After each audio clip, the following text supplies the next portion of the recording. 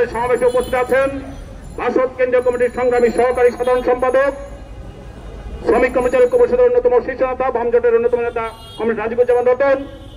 উপস্থিত আছেন বাসদ কেন্দ্রীয় সম্পাদক মন্ডলীর সদস্য কমরেড নিখিল দাস। উপস্থিত আছেন বাসদ ঢাকা কেন্দ্রীয় কমিটির সংগ্রামী সদস্য কমরেড জুলফিকার আলী। উপস্থিত আছেন বাসদ ঢাকা মহানগর কমিটির সদস্য এবং সমাজসেবী শ্রমিক ফ্রন্টের সংগ্রামী সাধারণ সম্পাদক কমরেড আহসান হাবিব বুলবুল।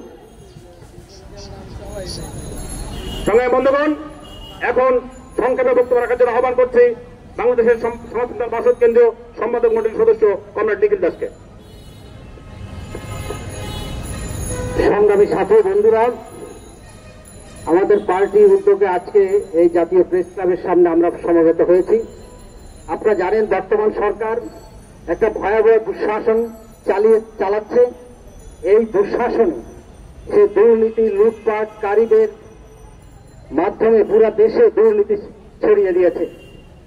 আমরা দেখি সাবেক পুলিশ প্রধান, সেখানে পুলিশ প্রধান ব্যানার্জির কথা আমরা পত্রিকায় দেখছি, যেটা যখন সে তার দায়িত্বে ছিল তখন আমরা দেখি নাই, এখন বের হচ্ছে প্রচুর অবৈধ সম্পদের সে মালিক।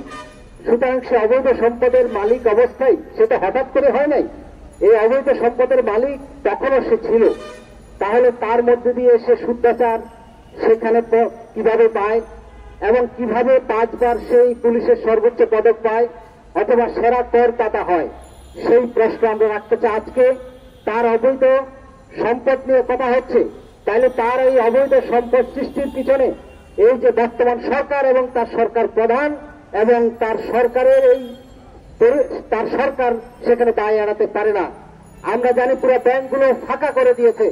আজকে যেসব ব্যাংকগুলো শেষ হয়ে গেছে সেই ব্যাংকগুলোকে আবার যারা এই ক্ষতিগ্রস্ত করেছে তাদেরকে সেখানে বিচারের আওতায় না এনে অন্য ব্যাংকের সাথে সেটা একীভূত করার চেষ্টা করা হচ্ছে।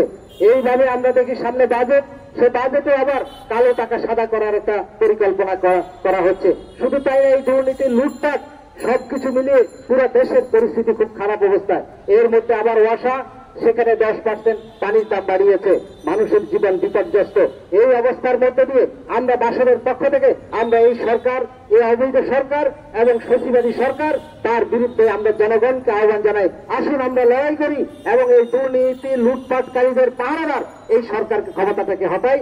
আপনাদের সবাইকে আবার সংগ্রামী শুভেচ্ছা জানিয়ে আমার কথা এখানে শেষ করছি। সবাইকে ধন্যবাদ।